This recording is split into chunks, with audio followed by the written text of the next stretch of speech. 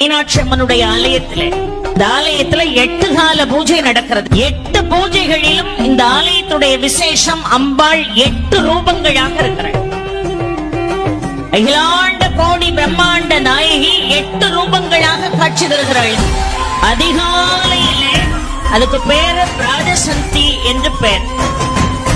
அந்த பிராதசந்தி வேளையிலே அவள் பாலாவாக காட்சி தருகிறாள். 6 இருந்து 8 நாழிகை அவள் புவனேஸ்வரியாக காட்சி தருகிறாள். 12 இருந்து 15 நாழிகை அவள் கௌரியாக காட்சி தருகிறாள். மத்தியான வேளையிலே ஷியாமளாவாக காட்சி தருகிறாள். சாயரட்சையிலே மாதங்கியாக காட்சி தருகிறாள். அர்த்தஜாம பூஜையிலே பஞ்சசதியாக காட்சி தருகிறாள்.